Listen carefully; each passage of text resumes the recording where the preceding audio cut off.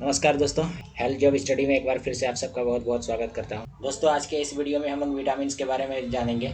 Food and nutrition के इस series में जो है आज विटामिन से हम लोग चालू करते हैं, जिसमें आप लोग देख पा रहे हैं विटामिन ऐसे कार्बनिक पदार्थ होते हैं जो शरीर को पोषण प्रदान करने में महत्वपूर्ण भूमिका निभाते हैं। विटामिन सूक्ष्म पोषक तत्वों की श्रेणी में आते हैं क्योंकि मानव शरीर को विटामिन की आवश्यकता कम मात्रा में होती है। यानी हम लोग के शरीर के जितने भी न्यूट्रिएंट्स की आवश्यकता होती है उसमें से एक विटामिन होती है, लेकिन इनको हम सूक्ष्म पोषक तत्वों की कैटेगरी में इसलिए रखते हैं क्योंकि इनकी क्वांटिटी वाइज अगर हम लोग देखें तो कम मात्रा में हमारे बॉडी को जरूरत पड़ती है। विटामिन के मुख्य 6 प्रकार हैं, A B C D E तथा के। ये आप लोग याद रखिएगा हमेशा। विटामिन के प्रकारों को मुख्य 2 श्रेणियों में विभाजित किया जा सकता है। पहला जो होता है फैट सोल्यूबल विटामिन, जिसको हम लोग वसा में घुलनशील विटामिन भी बोलते हैं। यह विटामिन शरीर के वसा तंतुओं, जिसे फैट टिश्यू भी बोलते हैं, में संग्रहित होते हैं। यदि आवश्यकता से अधिक का उपयोग कर लिया जाए तो ये विटामिन शरीर में संग्रहित हो जाते हैं एवं शरीर पर नकारात्मक प्रभाव डालते हैं। विटामिन ए डी ई तथा के वसा में घुलनशील विटामिन है। यहाँ पे बोला जा रहा है दोस्तों कि जो विटामिन होते हैं वो फैट टिश्यू में जो है एकत्रित होते हैं और इसकी जो लिमिटेशन होती है वही लिमिट में जो है हमें लेनी चाहिए। अगर अधिक भी हम लोग इसका सेवन करते हैं तो उससे भी जो है हमारे बॉडी पर नकारात्मक प्रभाव पड़ता है। और जो फैट सोल्यूबल विटामिन्स हैं वो आप लोगों को याद रखनी है। सबसे मेन इंपॉर्टेंट पॉइंट्स यही है। फैट सोल्यूबल विटामिन जो होते हैं वो ए डी ई तथा के, यानी टोटल जो है वो 4 विटामिन हैं। नेक्स्ट टाइप ऑफ विटामिन जो होता है वो वाटर सोल्यूबल विटामिन होता है, यानी कि पानी में घुलनशील विटामिन जिसमें से केवल 2 विटामिन बी एवं सी पानी में घुलनशील विटामिन है। मानव के शरीर का 70% भाग में पानी होता है। पानी में घुलनशील विटामिन आसानी से पूरे शरीर में विचरण कर सकते हैं। इन विटामिनों की अधिकता होने से शरीर पर कोई हानिकारक प्रभाव नहीं पड़ता, आसानी से उत्सर्जन माध्यम से निष्कासित किया जा सकता है। यानी कि जिस तरह से हम लोग फैट सोल्यूबल विटामिन के बारे में पढ़ा कि उसकी जो अगर हम लोग अधिक मात्रा में सेवन करते हैं तो उससे नकारात्मक प्रभाव पड़ती है, लेकिन जो वाटर सोल्यूबल विटामिन है, क्योंकि हम लोग का शरीर में जो है 70% भाग पानी ही होता है, इसलिए इसको अगर हम लोग अधिक मात्रा में भी ले लेते हैं तो कोई ज़्यादा हानि हमारे शरीर को नहीं होता है, क्योंकि जो उत्सर्जन माध्यम होता है उनके द्वारा ये बड़ी ही आसानी से निष्कासित किए जा सकते हैं। विटामिन B6 पानी में घुलनशील विटामिन का अपवाद है, क्योंकि यह अधिकतर मांसपेशियों ऊतकों में संग्रहित होता है। इसकी अधिकता तंत्रिका तंत्र को नुकसान पहुंचा सकती है। यानी कि अभी ये हम लोगों ने जाना कि वाटर सोल्यूबल विटामिन तो हानिकारक नहीं है, लेकिन एक अपवाद के रूप में B6 जो विटामिन है उनको रखा गया है, क्योंकि ये विटामिन जो होते हैं ये मांसपेशियों के ऊतकों में जो है, टिश्यूज़ में जो है इकट्ठे हुए रहते हैं, जिसकी अधिक मात्रा में सेवन करने से हमारे शरीर को नुकसान पहुंच सकता है। नेक्स्ट अब हम लोग डिटेल्स में जानेंगे फैट सोल्यूबल विटामिन्स के बारे में, जिसमें हम लोगों ने देखा कि फैट सोल्यूबल विटामिन्स जो होते हैं वो ए डी ई एवं के होते हैं। तो इन सभी विटामिनों को जो है हम लोग बारी बारी से देखेंगे। फिर ये जब कंप्लीट हो जाएगा तो फिर हम लोग वाटर सोल्यूबल के बारे में भी जानेंगे। उनमें भी कई सारे विटामिन जो है वाटर सोल्यूबल में भी हैं, तो पहले हम लोग जो है फैट सोल्यूबल को कंप्लीट कर लेते हैं। और दोस्तों, अगर आप लोगों ने पिछला वीडियो नहीं देखा है न्यूट्रिशन का फर्स्ट और पार्ट 2, तो वीडियो के डिस्क्रिप्शन में लिंक दिया हुआ है, आप लोग उसको जाके देखो। फर्स्ट से क्लास करोगे तभी आप लोगों को जो है अच्छे से समझ में आएगी। विटामिन ए वसा में घुलनशील विटामिन है, ये तो हम लोग जानते ही हैं। ये कहाँ होता है? ये लीवर में संग्रहित होता है। हम लोग का जो जिगर होता है उस पर जो है विटामिन क्या होता है, संग्रहित हुआ रहता है। टाइप ऑफ विटामिन ए मुख्यतः 2 प्रकार के होते हैं। पहला जो होता है वो प्रीफॉर्म्ड विटामिन ए और दूसरा जो होता है वो प्रोविटामिन ए। अब प्रीफॉर्म्ड विटामिन ए क्या होता है? यह विटामिन जीव जगत से प्राप्त होता है एवं मांस, मछलियों, दूध पदार्थ आदि इत्यादि में पाए जाते हैं। और जो प्रोविटामिन ए होता है वे विटामिन वनस्पति जगत से प्राप्त होता है, जैसे कि सोयाबीन, नारियल, मूंगफली, सरसों आदि में भी पाया जाता है। तो ये आप लोगों को याद रखना है, प्रीफॉर्म्ड विटामिन ए जीव जगत से प्राप्त होता है और जो प्रोविटामिन ए होता है वो वनस्पति जगत से प्राप्त होता है। ये भी बहुत ही इंपॉर्टेंट पॉइंट है, आप लोगों को याद रखनी है। नेक्स्ट हम लोग देखते हैं विटामिन ए के कार्य, यानी क्या कार्य है, ये हमारे शरीर पे क्यों आवश्यक है। तो फर्स्ट आप लोग देख सकते हैं विटामिन ए शरीर की वृद्धि, जनन क्षमता, कार्बोहाइड्रेट के उपापचय आदि का कार्य करता है। यानी कि विटामिन ए जो है हमारे शरीर की वृद्धि में भी हेल्प करता है, साथ ही जो हम लोग की जनन क्षमता होती है उस पर भी हेल्प करता है, और कार्बोहाइड्रेट का जो मेटाबॉलिज्म कार्य होता है उस पर भी ये विटामिन ए हेल्प करता है। यह विटामिन दृष्टि रंगों के संश्लेषण में भी भाग लेता है। दृष्टि रंगों यानी हम लोग जो अपने आँखों से विभिन्न तरह के कलर को देख पाते हैं, तो वो जो पॉसिबल होता है वो विटामिन ए की वजह से ही पॉसिबल होता है, यानी रंगों को पहचानने में भी विटामिन ए हेल्प करता है। विटामिन ए की कमी से होने वाली बीमारियों से रक्षा करता है, यानी जितने भी बीमारियां होती हैं जैसे कि जीरोप्थेल्मिया है या फिर रतौंधरी है, वे सभी के सभी जो है विटामिन ए उनसे होने बीमारियों से जो है हमें बचाती है। यह चमड़ी शुष्क होने से भी बचाता है, यानी जो हम लोग का स्किन ड्राई होता है उससे भी जो है विटामिन ए हमें बचाता है। स्किन को ड्राई नहीं होने देता। यह आँखों एवं आँखों की सिलियों को ठीक करने का कार्य भी करता है, यानी हम लोग के आँख में जो भी टिश्यूज़ होते हैं, कभी कभी देखे होंगे कि कई बार हमारी आंखें लाल हो जाती हैं, ड्राई हो जाती हैं, तो इन जैसे जो भी प्रॉब्लम्स आँखों में आती हैं उनको भी जो है क्या करता है विटामिन ए ठीक करता है। यह नेत्रों की ज्योति को बढ़ाने में भी सहायक होता है, मतलब कि जो दृष्टि क्षमता होती है उसको भी विटामिन ए क्या करता है बढ़ाता है। नेक्स्ट हम लोग देखते हैं सोर्सेस ऑफ विटामिन ए। तो विटामिन ए के कई स्रोत हैं, जैसे मछली, दही, अंडा, दूध, मक्खन, पनीर, टमाटर, गाजर, पपीता, आम इत्यादि। इन सभी में जो है क्या होता है विटामिन ए पाया जाता है। अब विटामिन ए की कमी से क्या हो सकता है, तो पहला हम लोग देखते हैं विटामिन ए की कमी से रतौंधी हो जाती है। ये रतौंधी बीमारी का पिक्चर भी मैं आप लोगों को आगे दिखाऊंगा। इसकी कमी शिशुओं की वृद्धि को रोक देती है, यानी जो शिशु होते हैं वे जल्दी से नहीं बढ़ पाते हैं, उनका विकास नहीं हो पाता है अगर विटामिन की ए की कमी हो गई तो। नर सदस्यों की प्रजनन क्षमता को भी कम कर देती है। विटामिन ए की कमी से जो पुरुष होते हैं उनमें पुरुषत्व की कमी आ जाती है। विटामिन ए की कमी से आंखें शुष्क हो जाती हैं, मीन्स कि हम लोग के आई जो है ड्राई हो जाती है, जिसको जीरोप्थेल्मिया भी कहते हैं। जीरोप्थेल्मिया का भी मैं पिक आप लोगों को आगे दिखाने वाला हूँ। यानी आंखों का ड्राई हो जाता है, और ड्राई होने के बाद वो धीरे धीरे उसकी जो दृष्टि क्षमता है वो खो जाती है, इसको जीरोप्थेल्मिया वाली बीमारी कहते हैं। इसकी कमी से दांतों का इनेमल भी नष्ट हो जाता है। पिछले वीडियो में मैंने आप लोगों को बताया था कि कैल्शियम की दांतों का इनेमल घट जाता है, तो इसमें भी विटामिन ए भी हेल्प करता है दांतों के इनेमल को बनाए रखने के लिए। और जब विटामिन ए की कमी हो जाती है तो मसूड़ों में जो है सूजन आ जाता है, और साथ ही साथ इनेमल तो नष्ट होता ही है। इसकी कमी से शरीर की त्वचा शुष्क हो जाती है। हम लोग का जो स्किन है वो पहले भी मैंने बताया विटामिन ए की कमी से जो है ड्राई हो जाती है। छोटे बच्चों में विटामिन ए की कमी से आँखों का कॉर्निया गल जाता है तथा आँखों की ज्योति चली जाती है। आँखों का कॉर्निया जिससे हम लोग को दिखाई देता है, वो छोटे बच्चों में अगर हो गई विटामिन ए की कमी तो वो गल जाती है, जिसकी वजह से जो है बाद में बच्चों को दिखाई देना बंद हो जाता है। साथ ही साथ विटामिन ए की कमी से जो है गुर्दे की पथरी, जिसको किडनी स्टोन भी बोलते हैं, वो भी होने का खतरा बना रहता है। ये देखिए दोस्तों, ये जो है रतौंधरी, जिसको नाइट ब्लाइंडनेस के नाम से भी बोलते हैं, जैसे ही रात होगी दिखाई देना बिल्कुल भी बंद हो जाता है। और ये जीरोप्थेल्मिया है, जिसमें देख सकते हैं आप आँखों में जो नमी बनी रहती है, जो पानी का अंश रहता है वो बिल्कुल भी समाप्त हो चुका है, पूरा एकदम सूखा सूखा लग रहा है। और ऐसे ही क्या होता है कि उसके ऊपर में और कई सारे लेयर बन जाते हैं, और लेयर बनने के बाद पूरे शुष्क हो जाती है, आंखें चुभने लगती हैं, और धीरे धीरे दृष्टि भी जो है गायब हो जाती है। नेक्स्ट हम लोग देखते हैं कि विटामिन ए की अधिकता से क्या होती है। तो विटामिन ए का अधिक प्रयोग से क्या हो जाएंगे, हमें सुस्ती आने लगेगी, आलस्य आने लगेगी, और नींद भी आने लगती है। इसकी अधिकता से जो है हड्डियों को टूटने का खतरा भी बढ़ जाता है, जिसमें हम लोग ऑस्टियोपोरोसिस के बारे में जाना था कि उसमें हड्डियाँ कमज़ोर हो जाती हैं और टूटने लगती हैं। तो सेम विटामिन ए की मात्रा अगर अधिक हम लोग प्रयोग करेंगे तो हड्डियों का टूटने का खतरा जो है बढ़ जाता है। और इसकी अधिक यूज से जो है क्या हो जाता है, हमारी जो भूख हो लगती है हमें, वो भूख को ये मार देती है और एनोरेक्सिया रोग को जन्म देती है। ये एनोरेक्सिया को रोग क्या होता है वो भी हम लोग देख लेते हैं। कुछ इस टाइप से होता है।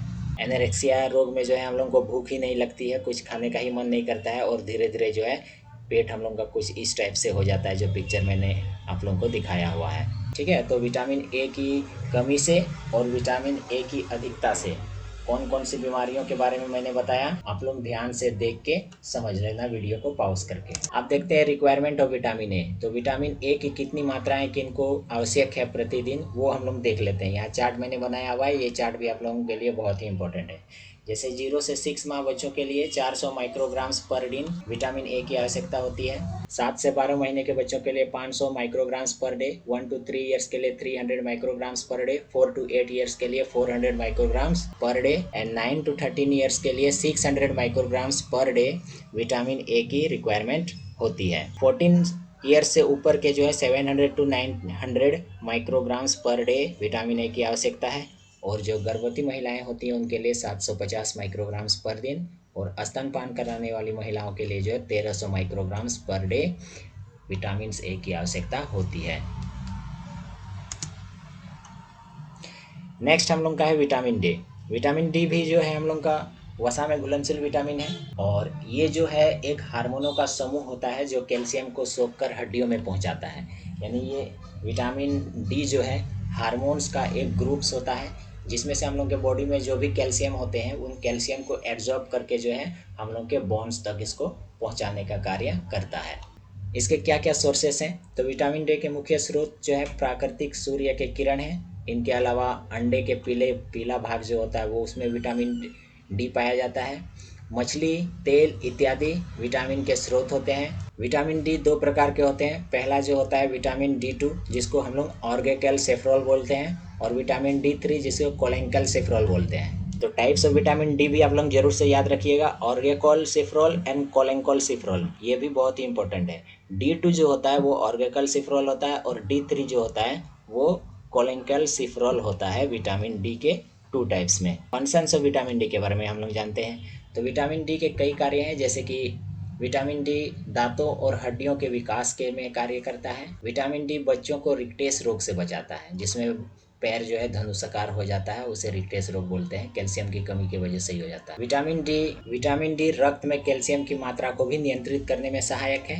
विटामिन डी काली खांसी, निमोनिया आदि रोगों से भी रक्षा करने में सहायक है। विटामिन डी की सहायता से गुर्दे में फास्फोरस की अधिक विकास नहीं होने देता, जिसके कारण फास्फोरस की मात्रा का संतुलन शरीर में बना रहता है, जो हड्डियों के निर्माण के लिए भी आवश्यक होता है। यानी विटामिन डी क्या करते हैं, गुर्दे में जो फास्फोरस बनते रहता है तो उस फास्फोरस को भी कंट्रोल में रखता है, ताकि वो अधिक मात्रा में ना बने और गुर्दे की या फिर हड्डियों को नुकसान ना पहुंचाए। जितनी ज़रूरत है उतनी मात्रा में, उसका संतुलित मात्रा में जो है फास्फोरस का निर्माण होता है, और हड्डियों के निर्माण में भी ये क्या करते हैं, मदद करते हैं। अगर अधिक मात्रा में फास्फोरस हो गया तो फिर हड्डियां भी कमज़ोर होने लगती हैं और गुर्दे से संबंधित बीमारियां भी हो जाती हैं। तो इन सभी बीमारियों से भी क्या करता है, विटामिन डी हमें बचाता है।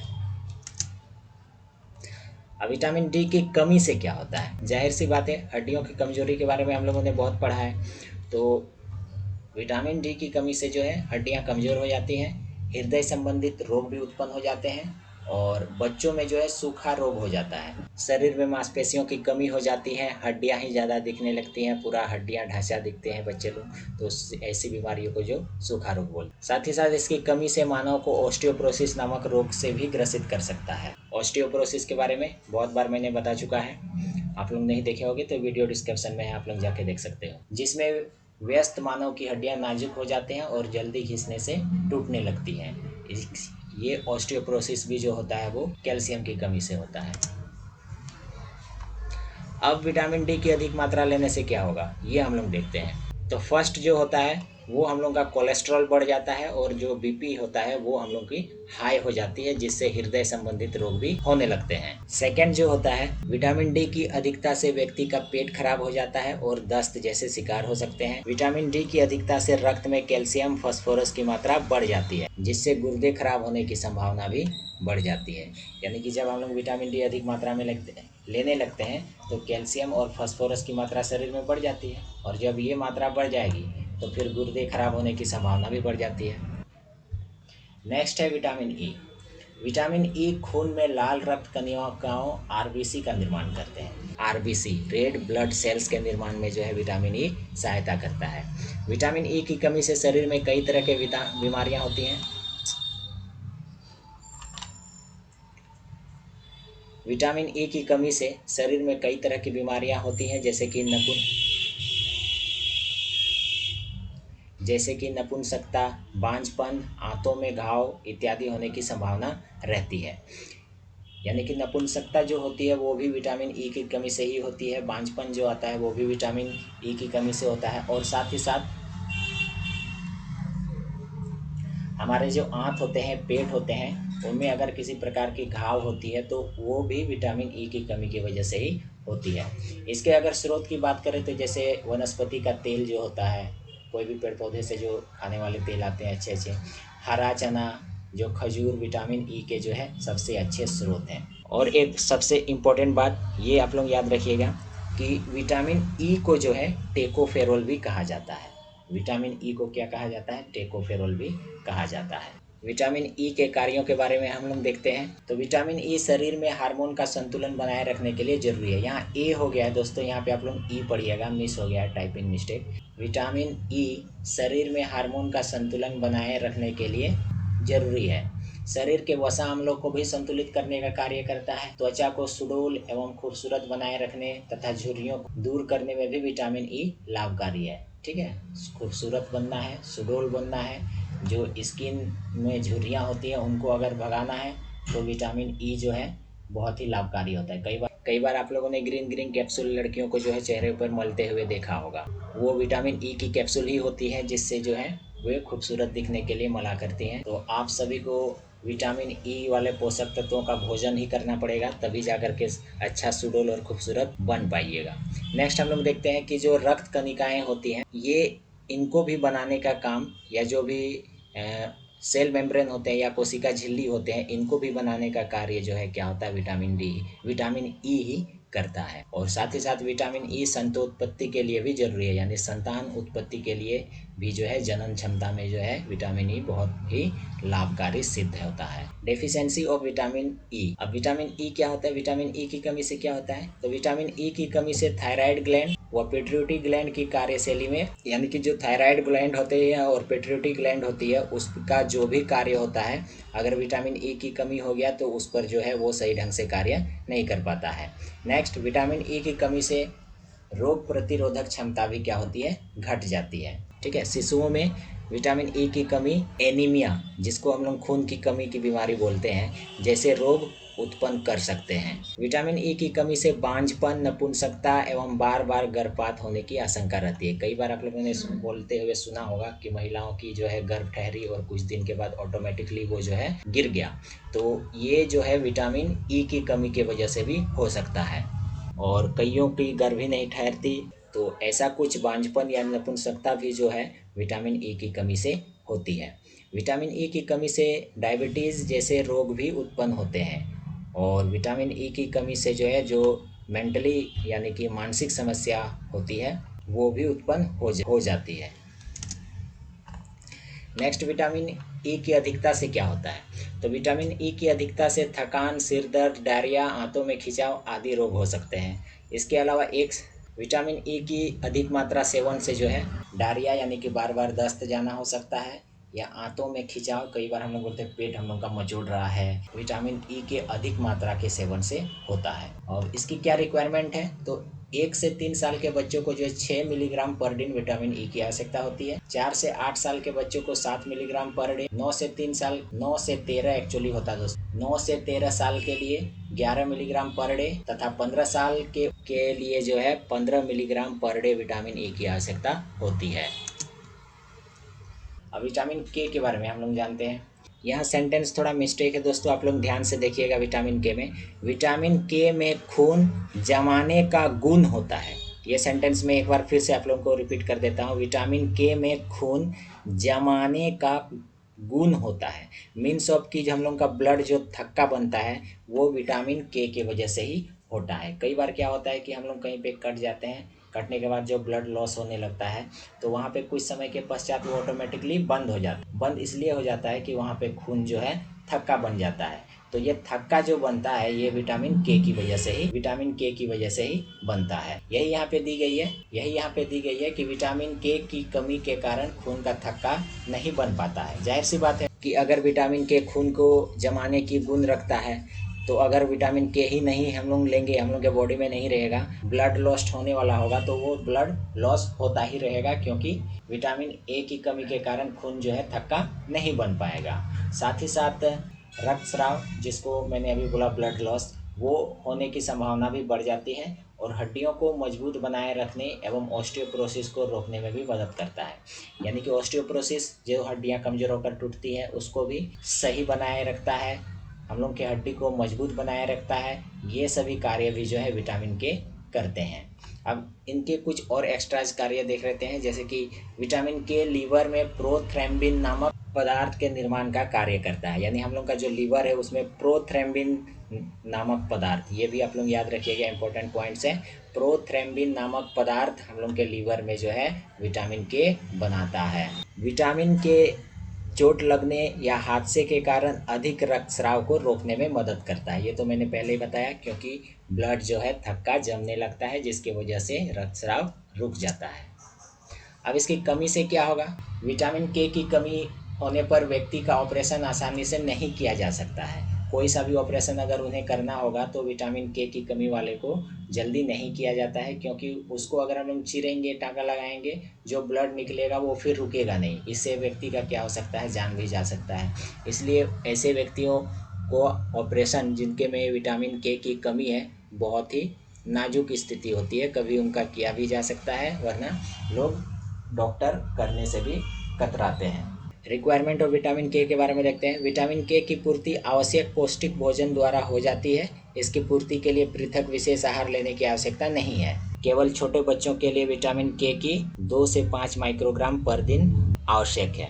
यानी जो भी भोजन हम लोग किया करते हैं, नॉर्मल भोजन भी, उसमें भी थोड़ा बहुत विटामिन के की मात्राएं मिल जाती हैं, तो जिससे हम लोग के शरीर में जो विटामिन के की ज़रूरत होती है उसकी पूर्ति जो है हो जाती है। बस छोटे बच्चों में थोड़ी सी ध्यान रखने की ज़रूरत होती है, 2 से 5 माइक्रोग्राम पर डे उनको जो है विटामिन के की आवश्यकता होती है। तो ये था दोस्तों हम लोगों ने फैट सोल्यूबल विटामिन के बारे में देखा, और नेक्स्ट वीडियो में जो है हम लोग वाटर सोल्यूबल विटामिन के बारे में देखेंगे। तो आप लोग चैनल के साथ बने रहिए, जो भी नए कैंडिडेट है चैनल को जरूर भी सब्सक्राइब कीजिएगा। फिर मिलते हैं एक नए वीडियो के साथ, तब तक के लिए आप सबका बहुत बहुत धन्यवाद।